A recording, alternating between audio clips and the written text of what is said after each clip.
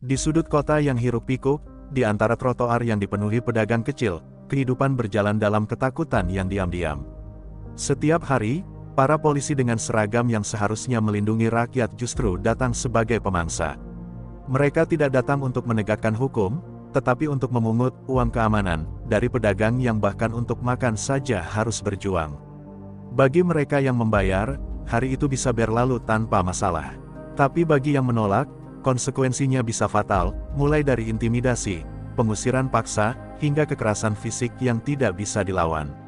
Raka berdiri di depan gerobak sate ayahnya, memperhatikan dua polisi yang mendekat dengan langkah santai namun penuh ancaman. Ia sudah tahu apa yang akan terjadi. Sejak kecil, ia telah melihat ayahnya merelakan sebagian besar keuntungannya untuk diberikan kepada orang-orang berseragam itu.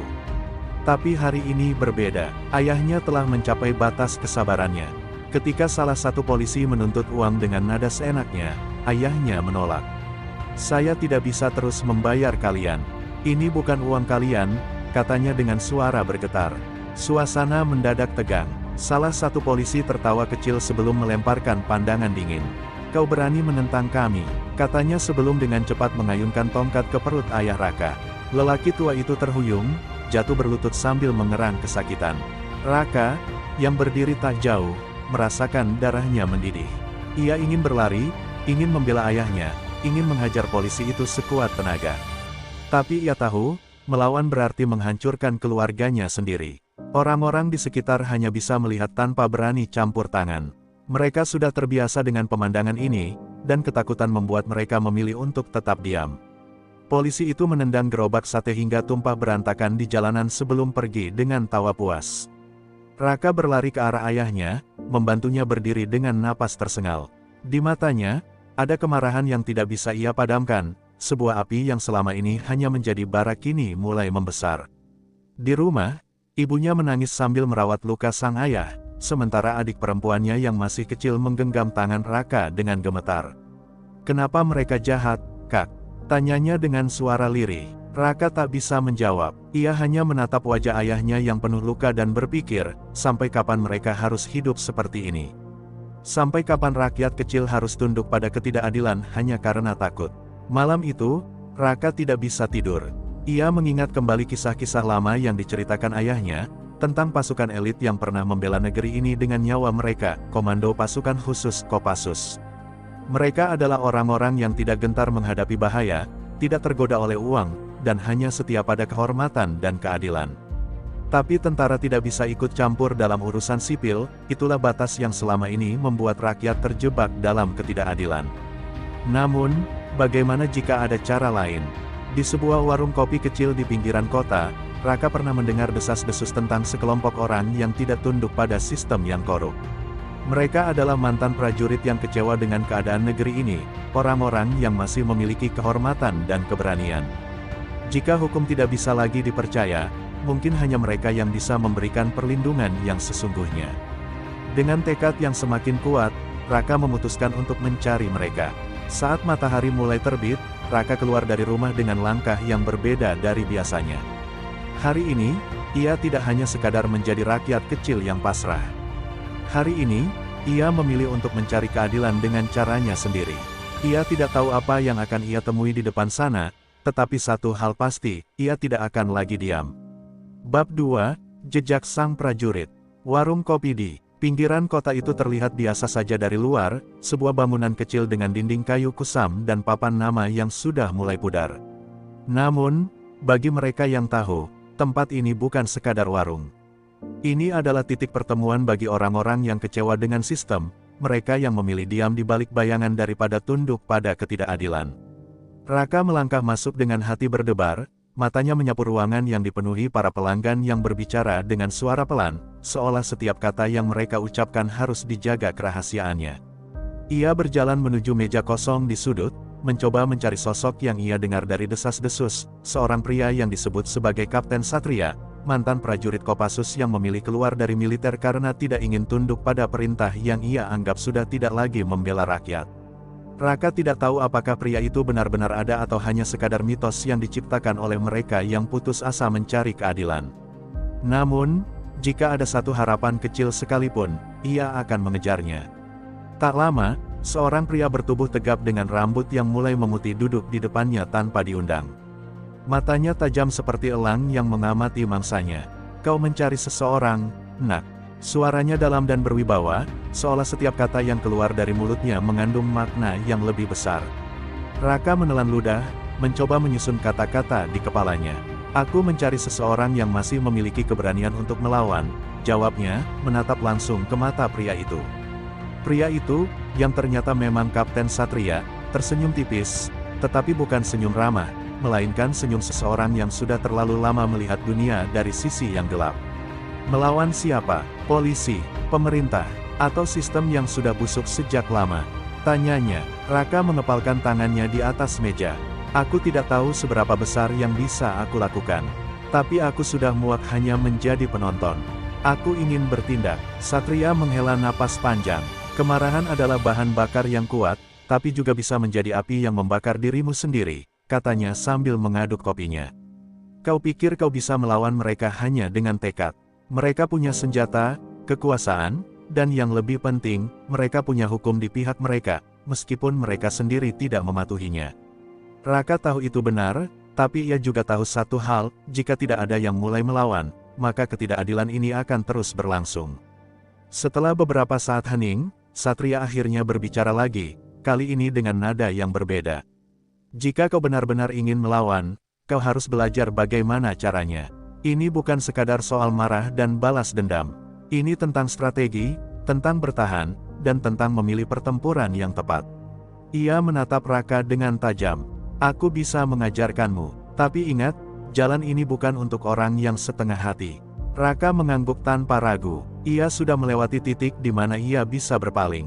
Jika ini adalah jalan yang harus ia tempuh untuk melindungi keluarganya dan mereka yang tertindas, maka ia akan menjalaninya, apapun risikonya. Satria menatapnya sejenak sebelum akhirnya bangkit dari kursinya. "Baiklah, jika kau siap, datanglah ke tempat ini besok malam." Tanpa menunggu jawaban, ia berjalan keluar, meninggalkan Raka dengan pikiran yang berputar cepat di kepalanya. Malam itu, untuk pertama kalinya setelah sekian lama, Raka merasakan sesuatu yang berbeda. Ia masih marah, masih terluka, tetapi kini ada sesuatu yang lain menyusup ke dalam dirinya, sebuah harapan. Harapan bahwa mungkin, hanya mungkin, keadilan masih bisa diperjuangkan, bukan dengan kata-kata, tetapi dengan tindakan nyata. Malam berikutnya, Raka tiba di lokasi yang telah disepakati. Itu adalah sebuah gudang tua di pinggiran kota, tersembunyi di antara reruntuhan bangunan yang sudah lama ditinggalkan. Saat ia masuk, ia melihat Kapten Satria berdiri di tengah ruangan yang diterangi lampu redup. Di sekelilingnya, beberapa pria berpostur tegap sedang melakukan latihan fisik, push-up, sit-up, hingga meninju karung pasir. Ini bukan sekadar tempat pertemuan biasa, tetapi tempat persiapan bagi mereka yang ingin melawan ketidakadilan. "Datang tepat waktu, itu awal yang baik," kata Satria sambil menyilangkan tangan di dada. "Tapi kau harus membuktikan bahwa kau pantas ada di sini." Raka mengangguk, bersiap untuk apapun yang akan diberikan kepadanya. Tanpa banyak bicara, Satria melemparkan sepasang sarung tinju ke arahnya. "Lihat pria itu," katanya sambil menunjuk seorang laki-laki berusia sekitar 30 tahun dengan tubuh kekar dan bekas luka di wajahnya. "Namanya Guntur, mantan anggota satuan khusus. Jika kau ingin menjadi bagian dari ini, kau harus bertahan darinya selama 2 menit." Jantung Raka berdegup kencang. Ia belum pernah bertarung sebelumnya, apalagi melawan seseorang yang jelas-jelas lebih kuat dan lebih terlatih darinya. Tapi ia tidak bisa mundur sekarang. Dengan tangan gemetar, ia memakai sarung tinju dan melangkah ke tengah ruangan. Guntur menatapnya dengan ekspresi datar sebelum mengangkat kedua tangannya. "Jangan takut, bocah. Aku akan memastikan kau belajar sesuatu malam ini," katanya sebelum melayangkan pukulan pertama. Raka nyaris tidak bisa menghindar. Pukulan itu meleset tipis dari wajahnya, tetapi sebelum ia bisa bereaksi, sebuah tinju lain mendarat di perutnya, membuatnya terhuyung mundur. Napasnya terengah, rasa sakit menjalar ke seluruh tubuhnya, tetapi ia menolak untuk jatuh. Ia kembali berdiri, mencoba membaca gerakan lawannya. Namun, Guntur terlalu cepat, terlalu berpengalaman. Dalam hitungan detik, Raka sudah terjatuh lagi, kali ini dengan bibir berdarah. "Bangun," perintah Satria dengan suara tenang, tetapi tegas. Raka mengerang, tetapi ia menolak menyerah. Ia mengingat wajah ayahnya yang dipukul polisi, ingatan tentang ketidakadilan yang ia saksikan setiap hari. Dengan sisa tenaga, ia kembali berdiri, mencoba bertahan lebih lama. Kali ini, ia tidak hanya bertahan, ia mulai mencari celah. Saat Guntur melayangkan pukulan lain, Raka sedikit merunduk, membiarkan pukulan itu meleset, lalu secara refleks meninju sisi perut lawannya. Itu bukan pukulan yang kuat, tetapi cukup untuk membuat Guntur mengangkat alis, terkesan. 2 menit berlalu, dan Raka masih berdiri. Nafasnya tersengal, tubuhnya penuh memar, tetapi ia bertahan.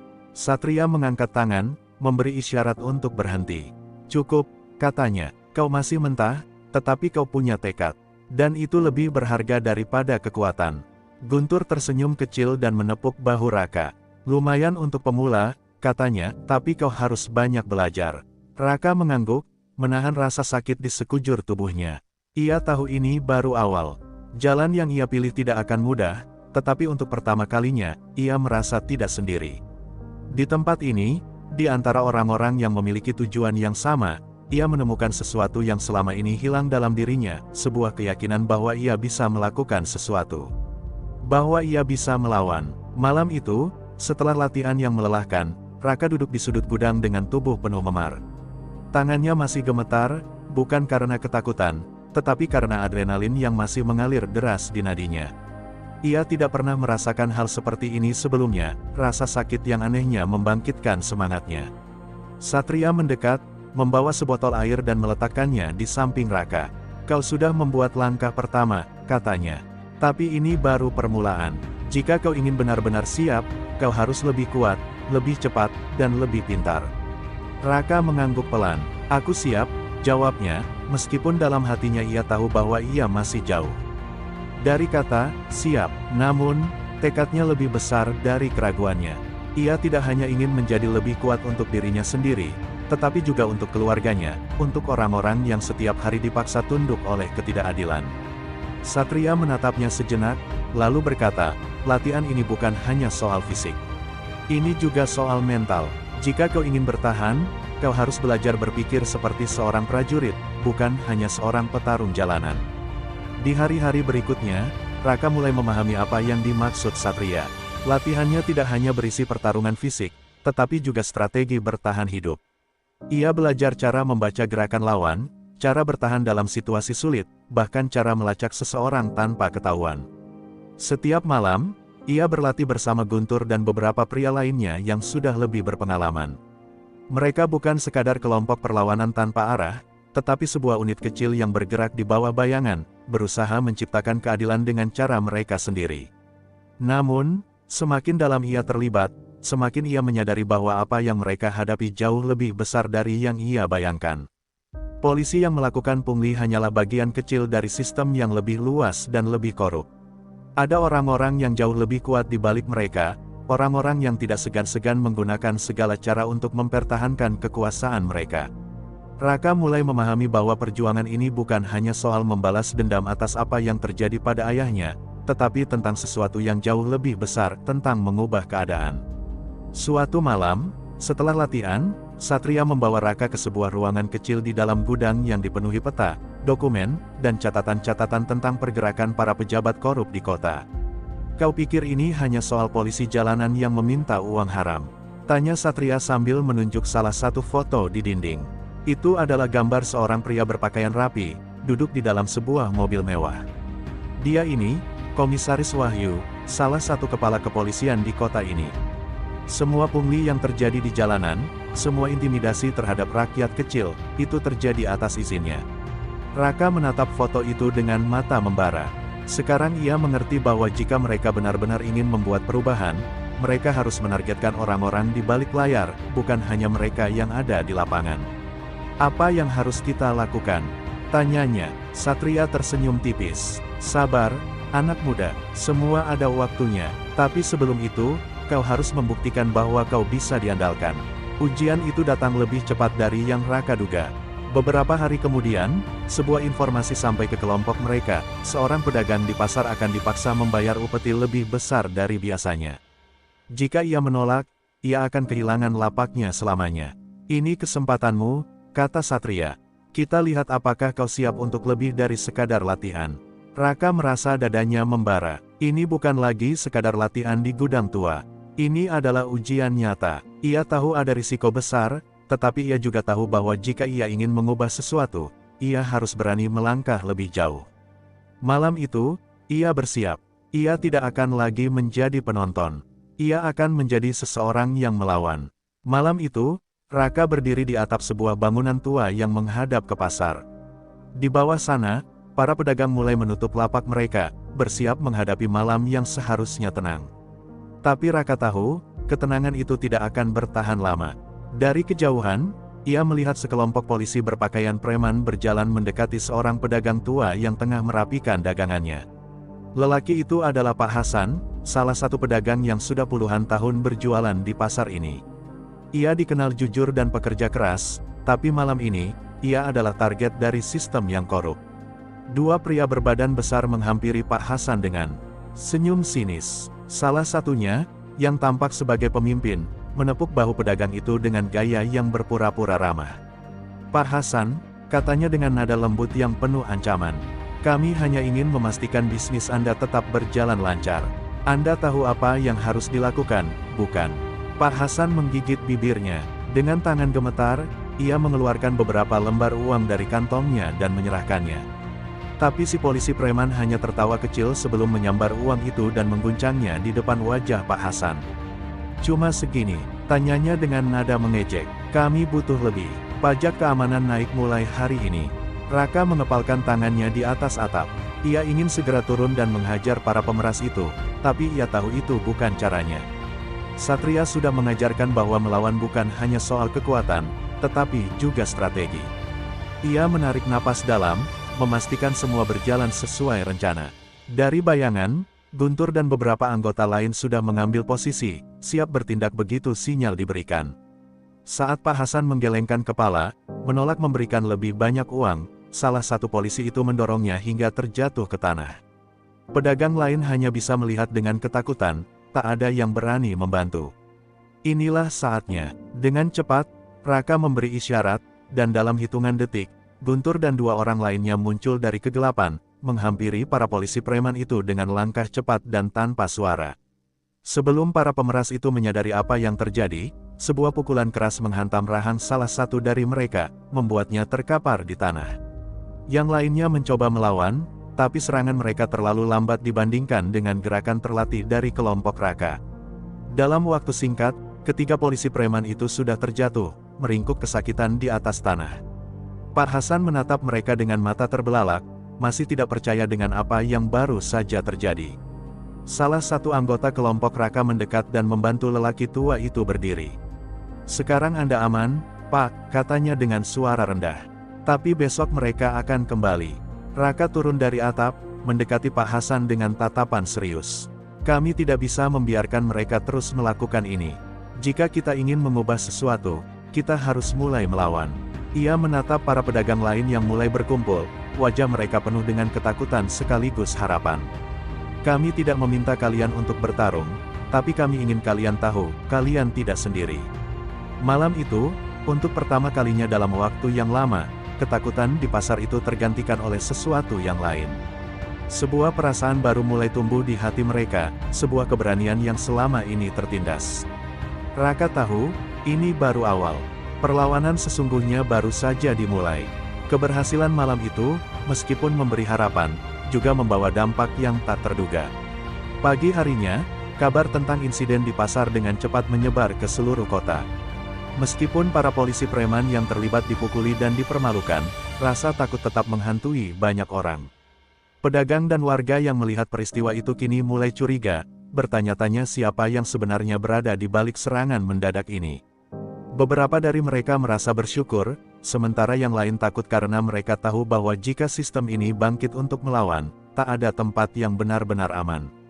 Raka berdiri di depan gudang, menatap ke arah jalan yang sibuk, merenungkan apa yang terjadi malam itu. Mereka telah berhasil memberi pelajaran pada para preman, tetapi ia tahu bahwa itu hanya sebuah pukulan kecil dibandingkan dengan seluruh mesin besar yang mereka hadapi. Satria mendekat dan berdiri di sampingnya, mengamati kerumunan yang berlalu lalang di depan mereka. Kita baru saja membuka mata mereka, kata Satria dengan suara rendah. Tapi membuka mata bukan berarti membuka jalan. Masih banyak yang perlu kita pelajari. Raka mengangguk, memahami maksud Satria. Tapi bukankah kita sudah membuat perubahan? Mereka akan berpikir 2 kali sebelum melakukan pungli lagi, katanya. Satria tersenyum tipis, tetapi senyumnya tidak mengandung banyak kegembiraan. Perubahan itu tidak terjadi dalam semalam, anak muda. Apa yang kita lakukan hanya sebagian kecil dari pertempuran besar. Orang-orang ini butuh lebih dari sekadar kemenangan kecil. Mereka butuh kepercayaan bahwa ada seseorang yang bisa melawan mereka dengan cara yang lebih besar, lebih strategis. Satria mengajak Raka untuk melihat lebih dalam tentang bagaimana mereka bisa mengubah permainan. Mereka mulai mempelajari struktur kekuasaan yang ada di kota itu, mengidentifikasi orang-orang yang paling berpengaruh, dan mulai merancang langkah-langkah lebih lanjut. Salah satu nama yang terus muncul dalam percakapan mereka adalah Komisaris Wahyu, orang yang sejak lama diduga sebagai otak dari korupsi yang merajalela di kepolisian. Jika kita ingin melawan sistem ini, kita harus membuat mereka merasa terancam, kata Satria suatu malam, sambil memeriksa peta kota di atas meja. Dan Wahyu adalah kunci untuk itu. Namun, semakin dalam mereka menggali, semakin Raka menyadari bahwa perlawanan mereka bukan hanya tentang menghadapi satu orang, tetapi menghadapi seluruh jaringan kekuasaan yang sudah terbentuk begitu lama. Itu bukan hanya soal polisi atau pejabat korup yang membuat rakyat menderita, tetapi sebuah sistem yang saling menguntungkan, yang sudah menyusup ke setiap lapisan masyarakat. Jadi ini bukan hanya tentang menangkap satu orang, kan? Tanya Raka. Ini tentang menghancurkan sistem itu dari dalam. Satria mengangguk pelan. Betul, sistem ini sudah berakar terlalu dalam. Kita tidak bisa melawan mereka hanya dengan cara kekerasan atau pertempuran fisik. Kita harus mulai memikirkan taktik yang lebih cerdas, lebih tersembunyi. Ia berhenti sejenak, menatap wajah Raka dengan serius. Kita harus bergerak lebih cepat dan lebih rapat, membangun jaringan yang lebih kuat. Hari demi hari, Raka semakin terlibat dalam perencanaan dan pelatihan yang lebih mendalam. Mereka memulai dengan mengidentifikasi orang-orang yang bisa dipercaya, yang memiliki pengaruh di luar kelompok mereka. Beberapa pedagang mulai menjadi sekutu mereka, meskipun sebagian besar dari mereka masih ragu dan takut. Setiap malam, Raka dan kelompoknya berlatih lebih keras, mempersiapkan diri untuk melangkah lebih jauh, lebih dalam, dan lebih berbahaya. Mereka tahu, jika mereka ingin bertahan hidup dalam pertempuran ini, mereka harus lebih pintar dan lebih berhati-hati. Sementara itu, di luar, keadaan mulai memburuk. Polisi semakin gencar melakukan razia, menangkap siapa saja yang dianggap mencurigakan. Berita tentang keberanian mereka mulai menyebar, dan meskipun tidak ada yang berani menyebutkan nama kelompok itu, bisik-bisik tentang kelompok yang melawan ketidakadilan semakin menguat. Raka bisa merasakan bahwa pertempuran ini bukan hanya miliknya lagi, ini adalah pertempuran bagi seluruh kota yang selama ini tertindas. Keputusan yang mereka ambil sekarang akan menentukan masa depan mereka semua. Semakin mendalam Raka terlibat dalam perjuangan ini, semakin jelas baginya bahwa perlawanan mereka bukan hanya masalah fisik atau pertempuran jalanan. Mereka mulai menyusun strategi yang lebih halus, lebih tersembunyi. Satria dan anggota lainnya melibatkan diri dengan lebih banyak pihak yang berpengaruh, membangun jaringan yang dapat memberikan mereka informasi yang diperlukan dan tempat perlindungan jika keadaan semakin buruk. Mereka bahkan mulai melibatkan beberapa pejabat rendah yang mulai bosan dengan sistem yang korup. Namun, setiap langkah, mereka selalu dihantui oleh rasa takut bahwa informasi mereka akan bocor. Mereka tahu betul, satu langkah salah bisa berakibat fatal.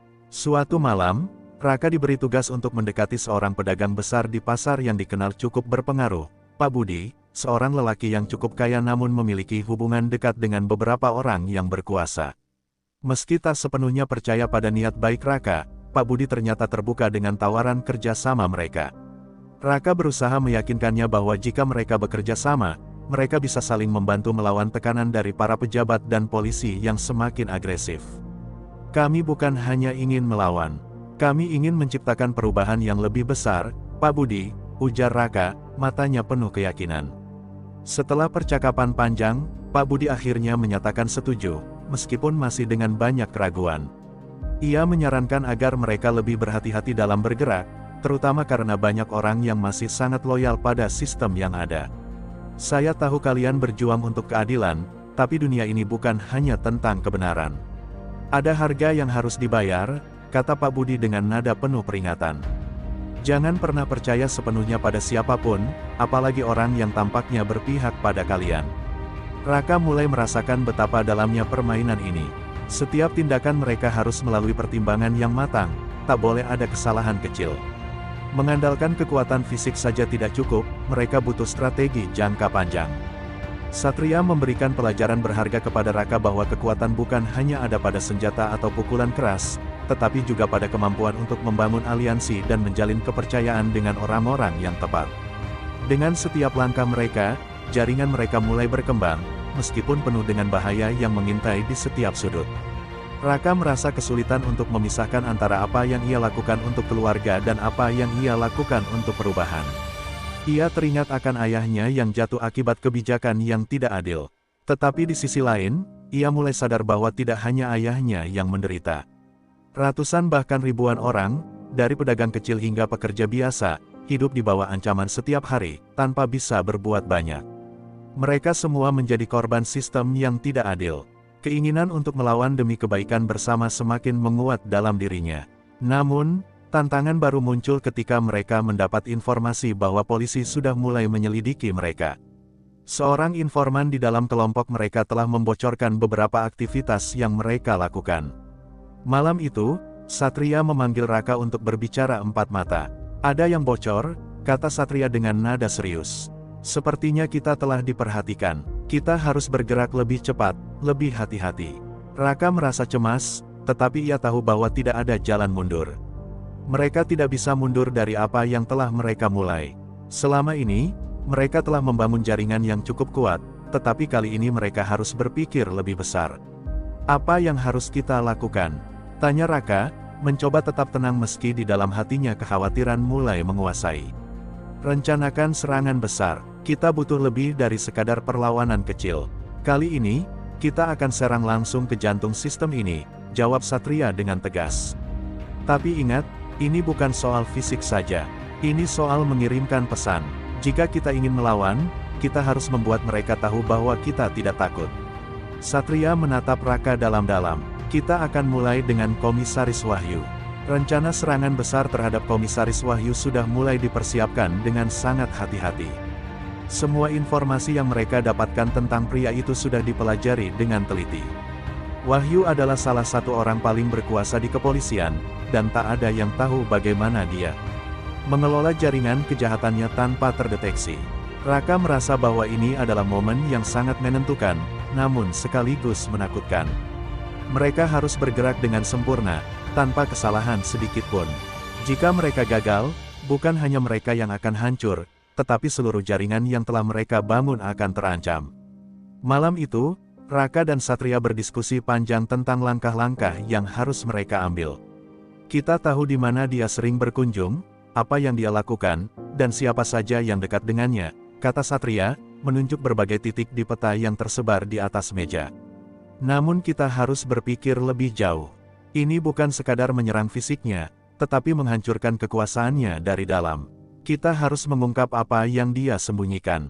Raka mengangguk, meskipun perasaan takut masih menggelayuti dirinya. Jadi kita harus membongkar jaringannya, bukan hanya menghancurkannya secara langsung.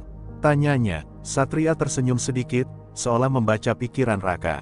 Betul, kita harus menunjukkan kepada mereka bahwa kita tahu segalanya, dan kita bisa memporak-porandakan kekuasaan mereka kapan saja. Namun, meskipun mereka sudah memiliki banyak informasi, sesuatu yang tak terduga terjadi. Seorang informan yang mereka percayai, ternyata juga telah dibekuk oleh pasukan yang setia pada Wahyu. Informasi yang dibocorkan kepada mereka tentang pergerakan Wahyu dalam beberapa hari terakhir ternyata tidak lengkap. Rencana yang sudah dipersiapkan dengan matang harus segera diubah, dan semua orang harus bergerak lebih cepat dari yang mereka kira. Raka merasa terjebak dalam kebingungannya. Mereka harus bertindak, tapi tanpa informasi yang cukup, semua bisa berbalik menjadi bumerang. Satria menyadari kebingungannya, dan dengan suara tenang berkata, ini bukan saatnya mundur. Kita harus tetap bergerak, meskipun sedikit lebih berisiko. Raka menatap Satria dengan tegas. Aku siap, kita tidak bisa mundur sekarang. Pagi itu, mereka memulai perjalanan menuju tempat yang telah mereka tentukan. Raka merasakan ketegangan yang luar biasa. Setiap langkah yang mereka ambil harus diperhitungkan, karena mereka tahu bahwa semakin dekat mereka dengan Wahyu, semakin besar risiko yang mereka hadapi. Mereka bergerak dalam diam, dengan gerakan yang hampir tak terlihat. Guntur dan beberapa anggota lainnya sudah berada di posisi yang telah direncanakan, menunggu sinyal untuk bergerak. Saat malam tiba, mereka tiba di tempat yang telah ditentukan. Raka berdiri di balik bayang-bayang, menunggu momen yang tepat. Di hadapannya, mobil mewah Wahyu tampak melaju perlahan memasuki sebuah villa terpencil di pinggiran kota. Raka bisa merasakan ketegangan di udara, tubuhnya siap untuk bergerak kapan saja. Sekarang, bisik Satria, memberi perintah. Raka dan kelompoknya mulai bergerak dengan kecepatan luar biasa, memasuki halaman villa tanpa menimbulkan suara. Tujuan mereka bukan untuk melukai, tetapi untuk mengungkapkan kekuatan mereka, untuk menunjukkan bahwa mereka bisa menembus setiap pertahanan. Mereka menempatkan alat perekam di beberapa titik strategis dan mulai mengungkapkan beberapa bukti kunci tentang kejahatan-kejahatan yang dilakukan oleh Wahyu. Namun, mereka tahu bahwa ini hanyalah permulaan. Mereka harus siap menghadapi balasan yang jauh lebih besar. Keesokan paginya, berita tentang penyusupan ke villa Komisaris Wahyu mulai menyebar di kalangan kepolisian dan pejabat kota. Meskipun tak ada jejak yang jelas ditinggalkan oleh kelompok Raka, para penguasa korup mulai merasa terancam. Beberapa bukti kejahatan Wahyu yang telah mereka rekam mulai tersebar secara diam-diam ke media independen dan para aktivis anti korupsi. Video dan dokumen tentang aliran dana gelap, keterlibatannya dengan preman pasar, serta rekaman pertemuannya dengan mafia lokal mulai menciptakan kegaduhan di masyarakat. Namun, Wahyu bukan orang bodoh. Ia segera menyadari bahwa ini bukan sekadar aksi iseng sekelompok pemuda pemberontak. Ini adalah serangan terorganisir. Dengan kemarahannya yang memuncak, ia memerintahkan pembersihan besar-besaran. Puluhan polisi dikerahkan ke berbagai titik di kota untuk mencari informasi tentang siapa yang berada di balik serangan ini. Setiap sudut pasar, warung kopi, hingga gudang-gudang tempat para pekerja biasa berkumpul mulai diawasi dengan ketat. Di markas mereka yang tersembunyi, Raka dan kelompoknya membahas langkah selanjutnya. Mereka sudah mulai panik, kata Satria sambil melihat berita di ponselnya. Tapi itu juga berarti mereka akan lebih agresif. Guntur, yang sejak awal selalu bersikap santai, kali ini tampak tegang.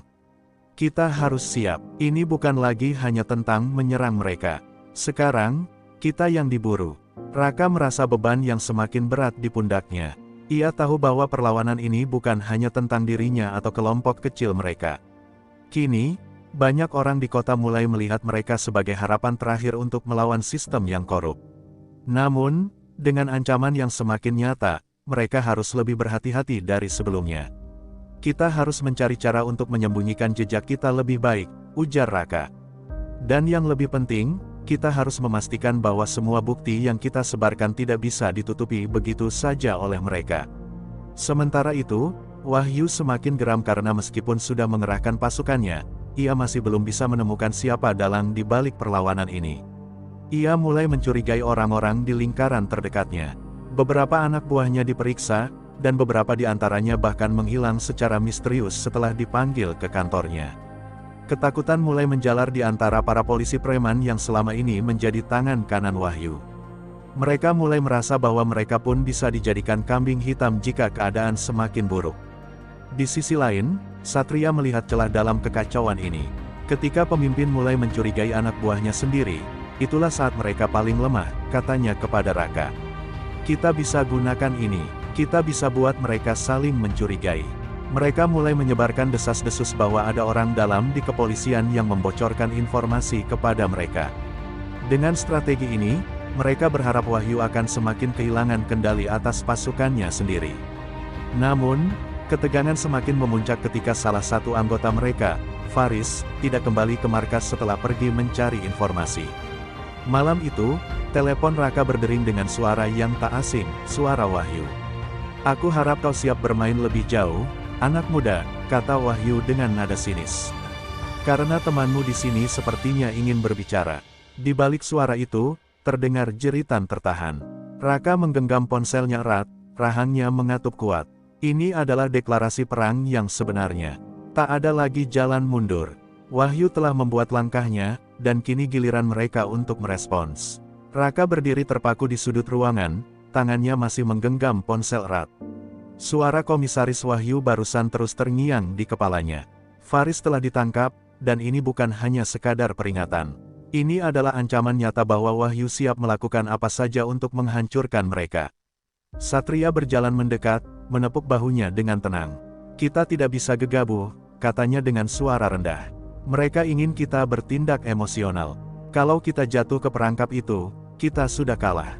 Namun, bagi Raka, ini bukan lagi sekadar strategi atau taktik. Ini tentang keluarga yang mereka bangun dalam perjuangan ini. Faris adalah teman mereka, saudara mereka. Jika mereka membiarkannya, apa bedanya mereka dengan para pengecut yang hanya menonton ketidakadilan terjadi? Guntur, yang selama ini selalu tenang, mengepalkan tinjunya. "Aku tidak akan tinggal diam. Jika kita tidak bergerak sekarang, besok bisa jadi giliran kita." Mereka akhirnya menyusun rencana penyelamatan. Informasi dari beberapa kontak yang masih setia pada mereka menyebutkan bahwa Faris kemungkinan besar ditahan di sebuah gudang tua yang sering digunakan Wahyu untuk menginterogasi orang-orang yang dianggapnya sebagai ancaman. Tempat itu terpencil, jauh dari pusat kota, dan dijaga ketat. Tapi mereka tahu bahwa semakin lama mereka menunggu, semakin kecil peluang Faris untuk bertahan. Malam itu, mereka bergerak dalam bayang-bayang.